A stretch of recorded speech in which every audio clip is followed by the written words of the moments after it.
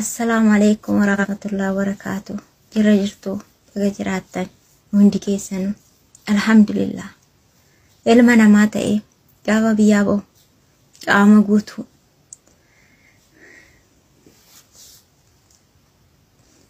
قام قوتو تاني هادو في برا رباو في برا باني قابا قام يرودن هادو في تتديبين أباو في تتديبين مالا غنمت تلقام كيسا كياتنا تلقى مارا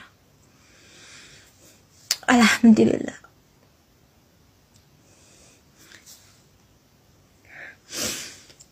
hiriyoota kiyya garuu gaafaan biraa deeme maal akka jedhuun bicha na dhibe garuu warra ija takka bichaa ta'e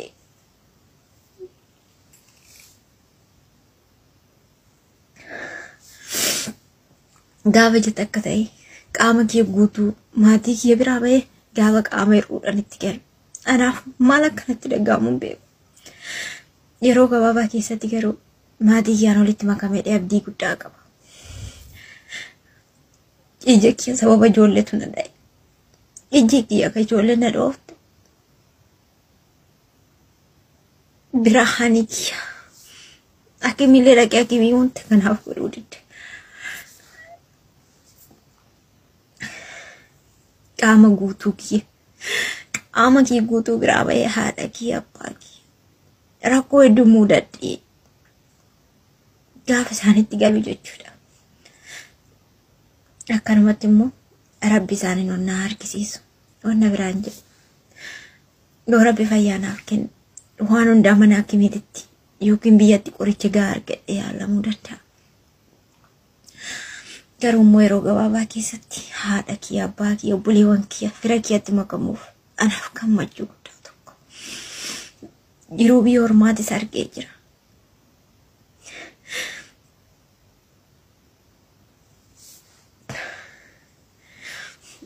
Gaafa biraa biyyaaboo burraaqee laalee hundattuu kolfee biraa deeme garuu har'a qaama gimmaashanuutti galu maal akkanaaf jedhanis hin beeku maal akka jedhee keessattuu hazarii maazariitti dhiyaadhu bichaan beeku.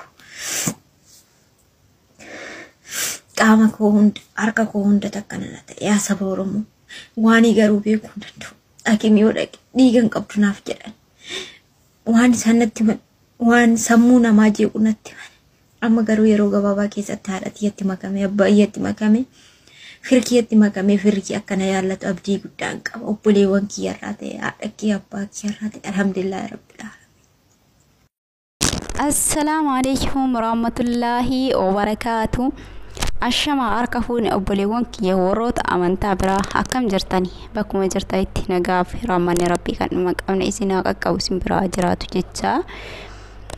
Har'as viidiyoo takka qabadhee walitti deebinee jirra alhamdulillah. Har'as waan viidiyoo obboleettii tiyyaa daawwattanii jalqaba irratti seensa irratti ilaaltan kana jechuudha. Viidiyoo kana wallahi akkaan argeen baay'ee qalbii na cabsee waan akkaan nama rifachiisaati akkaan qalbii nama cabsaati. Obboleettii tana duraan dursaa Rabbiin danda'aadha si haa fayyisu si haa maaru ija teessiif haa deebisu. Rabbiin waan dadhabe hin qabu. Rabbiin hokaasi qormaatuudhaaf sababa wayii qormaata wayii keessatti ilaaluudhaaf kana si godhe Rabbiin ni danda'a. Harka namaatti dadhaba malee harka ilma namaatti dadhabamte malee Rabbi biratti hin dadhabamne. Tarii Rabbi si qormaatuudhaaf kana si godhe waan ta'eef abshirii fayyita ni fayyita abdii Rabbii inshaallah. Rabbi si haa fayyisu. Rabbiin ija teessiif haa deebisu yaa obboleewwan kiyya akkuma amantaa keessaniitiif.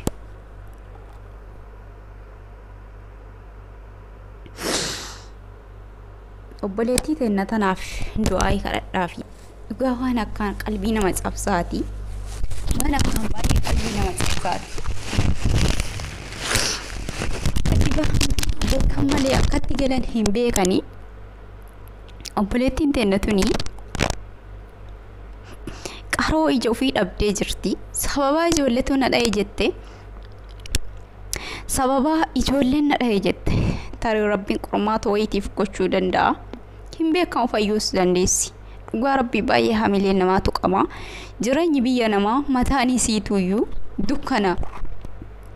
Mataan isiitu dukkana jechuudha. Alhamdulillah. Rabbiin dhiphina kana keessatti nama obsee bal'innatti bahu Rabbiin haa taasisu. Obboleewwan kiyya akkatti baan beekan malee akkatti galan hin beekani. Rabbiin bakkuma jirtanitti isin haa tiksu. Rabbiin tika ofii jala isin haa oolfatu. Hin danda'a Rabbiin gabrummaa harka namaa tana jalaalee Rabbiin nu haa baasu.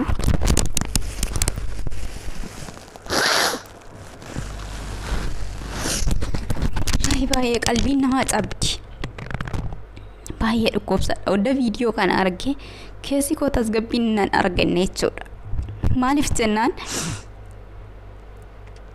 isiin tun miidhamte itti cittee haati sun ilmoo tana ilmoo qaama guutuudhaan biraa baate yoo argitu naasuu saniin maal taate haati dhalte sun haadhaaf abbaan maal ta'ani.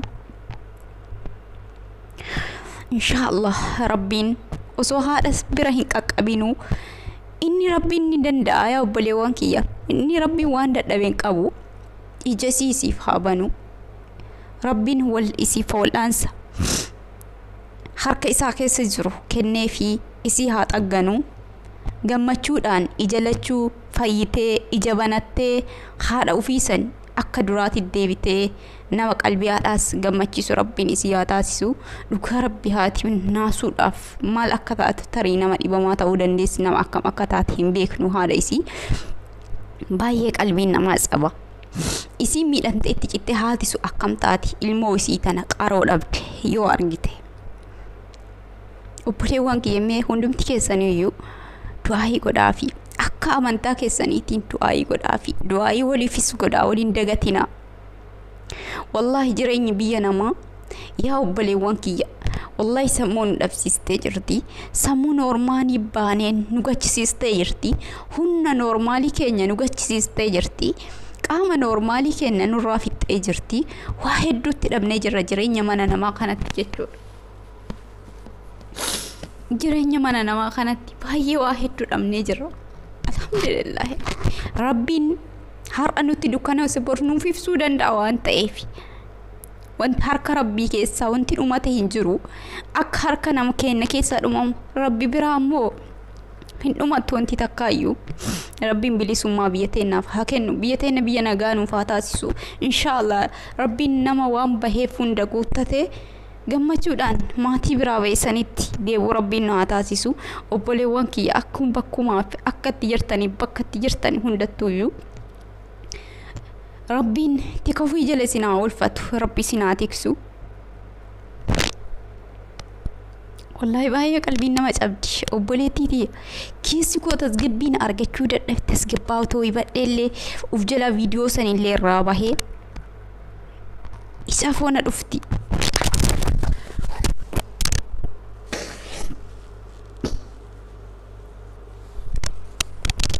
Wallahi qalbiin nama caba. Wallahi qalbiin nama caba.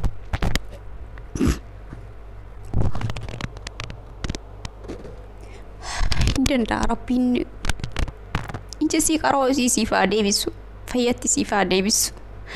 Isii agarree malee fakkaattos isii baay'eedha. Fakkaattos isaanii baay'eedha. Bara 2019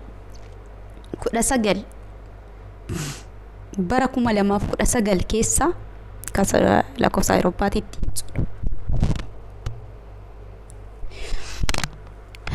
mucayyoon takka dhalattuu shawaati. Kontiraata dalagna. Isiinis kontiraata jirti. Gibbiin kennaa fi gibbiin isiin dalagdu walafoo jira. Yeroo baay'ee ni dhufti hin erganii mana an dalagu kana meeshaa waan garagaraa fudhatanii jechuudha. Walirraa ergifatanii maatiin wali dhiyeenya qabanilleedha. Sana booda meettiin yoo dhuftu natti himatti ijoollee shamara gurguddaa kana mana keessa jira. Akkasumas ijoollee shamaraa heerumtee ni beektan biyyoota Arabaatitti yeroo heerumtee mana ofii mana abbaa manaa hin jiraattu mana gara mana haadhaa dacha'aa jiraatti jechuudha.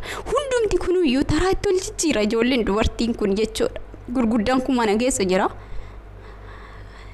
Taraa itti ol jijjiiran tuma jechuun dhiyootan midhattiin tuni Oromoodha dhalattuu Shawaati bilbila sin qabdu ani bilbila qaba bilbila hawaawii biyyarraa fide qaba dhufadheen qaba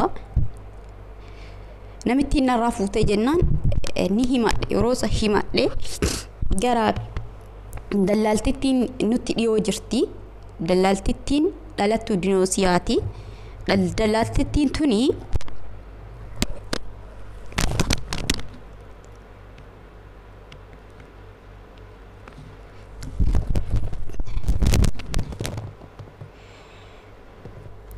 dallaaltittiin tun dhalattuu Dinoosiyaati tama ilma isiiti jechuudha Dinoosiyaa tana ilma jaarteen bara dalaguuttu fuudhee sana booddee silkiin akka fuudhamnee fi anillee yeroo dheeraa silkii akka fayyadamneef kan isin naaf beeksifte jechuudha. Kan isin naaf beeksifte sana booddee mucayyoon tun ni dhufti. Mucayyoon tun yeroo dhuftu nutti himatti akkasii godha nutti himatti akka tumamtus nutti himatti gaafa kaanii silkii kana yeroo dhuftu silkii tana hawaawii ani fayyadamu tanarraan ni dudubbifti. Gara maatii isiititti rikoordii sagalee godhaa fi deemti godhaa fi guyyaa tokko garuu mucattiin tun ni badas jettee osoma yaaddu gaafa kaanii akkasuma obsitee osoma hin deeman na deebisuu illee didanii jedha maktaban illee na deebisuu didan jettee osoma boottu intalli jaartii tanaa taheerumtee biratti deebitee jirtu tuni qulfii makiinaadhaatiin darbatte hammuma xiqqeeshuu rabbiin baasa hammuma xiqqeeshuu ija seenee walii akkanarra bahee hammuma xiqqeeshuu qulfii sun garuuyyuu akka bismaariiti afoonsun osoo akkasiin seenee gumaa ijaa zalaaqii akkasumatti fudhata jechuudha akkasuma waraana beewannaan kuni qulfiin makiinaa kuni afoon isaa akka bismaarii jira hammuma xiqqeeshuu mucayyoo tana argina mucayyoo san yaadadha mucayyoo sun hagamuun turre aggaamii sun irra gaggeeffame booda baddee nafseeti yoon jiraadhettee baddee baate jechuudha waan akkanatti kuni lakkaamee hin dhumu baasa wayi daarii waan qaccee gadi baanu argina malee kuni malluu nu beeka haala jireenya mana namaa keessatti jirru malluu nu beeka meeqa kam ajjeesanii qoshaashaa hojii gataa jiran wallaahi akkati jirruu fi haalatti jiru akkatti jiru numaaf rabbitu nu ol beeka jechuudha ijoollee mana namaa maal keessa akka jirtu jechuudha mee yaa obboleewwan kiyya mee dhimma gandummaa keessaa bahaa mee du'aayii rabbiif kadhadhaa rabbiin nuuf haa araaramu wallaahi rabbiin nuuf haa dhiisu dilii teenna nuuf dhiisee biyya teenna naga nuuf godhee rabbiin biyya teenna nu haa deebisu yaa obboleewwan kiyya wallaahi akkaan qalbiin nama cabdi wallaahi akkaan keessi nama dhukkuba jireenyi keenya jireenya akkaan nama gaddisiisu jireenya harka namaa carraan keenya carraa qoshaashaan mana namaa keessaa baasuudha baasneetu kabajan argannu gatteenne akka nama nyaata tokko qopheeffannee raahaadhaa hin nyaannu kudha ofirra midhataa kudhannahaa maannaan jedhan osoo nyaattu yoo sitti dhufte fuula sitti goorti bishaan yoo dhiddu bishaan kun yoo dhume ana situ fixe naan jedhitti jedha bishaan burcuqqoo takka nuti warra mana namaa jirru kun tasgabbiidhaan dhunnee fixannu bara kanaafuu yaa obboleewwan kiyya obboleettii teenna tanaafis viidiyoo isin irratti dheeressu obboleettii teenna tanaafis mee du'aayii kadhadhaafi mee akkuma amantaa keessaniitiin garaa qulqulluudhaan rabbiin kadhadhaafi rabbiin isii haa fayyisu wallaahi rabbi isiin haa fayyisu oolcheen bulchini rabbiin qaroo isii bakkatti isiif deebisee gammachuu yaa obboleewwan kiyya ani bahee ani fayyee qaroon toonaa deebitee haadha kootiin illee wal argee gammade isii jettu rabbiin nu haa agarsiisu isiniin jechuu barbaada obboleewwan kiyya haalli itti jirru baay'ee nama gaddisiisa haalli itti jirru wallaahi baay'ee nama dhiba baay'ee nama dhukkubsa kenna kun yoo rabbummaa arge malee namni argu hin jiru himannus nuuf hin barani himannus nuuf hin beekani maaliif jennaan in sobdis jireenya keessa jirru kana guutuu osoo baasnee ka himannu taate kan biraatii miti haadhuma kootiif haadhuma na dhalteefi haala itti jiru kana keessa yaa garmee akkana jira osoo si jettee haala keessa jirtu kana guutuu akkam ta'uu danda'a la yaada jedhullee keessatti dhagahamuu danda'a haati ofii garuu haadha ofii caalaa namni hubatu hin jiru addunyaa tanarra ilma namaa keessa kan akka haadha ofii nama hubatu hin jiru ijarraa sii beetti malarraa sii beetti jechuudha ijarraa sii hubatti osoo ati himatiin waan ati barbaaddu siif hubatti jechuudha dursitee siif hubatti kanaafuu haala itti jirruuf akka itti jirru namaaf rabbitu beeka inshaallah rabbii hin turini jireenya mana namaa jireenya carraan kenne carraa qoshashaa qofa mana namaatii baasu shinti beetii qofa qulqulleessuu osoo hin taane rabbiin nama uf danda'ee bahee biyya ofiitti galee biyya ofii keessa bizinesa garagaraa banee wajjate ofirra taree hojii dhabeeyyiidhaaf hojii uumu rabbiin haa taasisu hin turin rabbiin nuuf haa dhaga'u mee du'aayi onnee qulqulluudhaaf waliif kadhadha subhaanahu wa ta'ala rabbiin nama tokko tarii nama tokkorraa du'aa hin qeebalamtee sababa nama saniitiif rakkoon ta'e natuni nurraa furamuu dandeessi biyya teenna bilisummaa haa kennu biyya teennaaf nagaa hawwaa biyya teennaaf du'aa godha salaata shan keessatti akka amantaa keetiitti suurroonni amantaa biraa mee du'aa godha waa'ee gandummaa keessaa baa kan nu garboomse kanaadha garbummaa maal ebaluu maal diina himanna nuti garbummaan guddaa walitti kan ta'e nutiidha ufumaa walitti taana ufumaa walitti sakaalle kanaafuu mee sakaallaa kan akka rabbiin nu furuuf biyya teennaaf nagaa nuuf kadha nagaa waliif kadha akka amantaa keessaniiti bakkuma jirtanitti nagaa nuuf kadha du'aayii waliif kadha du'aayii wal bira dhaabbadha yaa ummata keenya miidhamnee jirra yaa ummata keenya keessattuu dubartoonni mana namaa jirru kuni miidhamnee jirra miidhaa hamaan nurra qaqqabaa jira akkatti haala yoo sitti himte yoo tarii ol baaste himatte amanuu si dhibuun kan isiin miidhamaa jirtu jechuudha akka isii itti miidhamaa jirtu rabbumaaf isii tokkocha arga jechuudha kanaafuu yaa obboleewwan kiyya mee du'aayii waliif haa kadhannu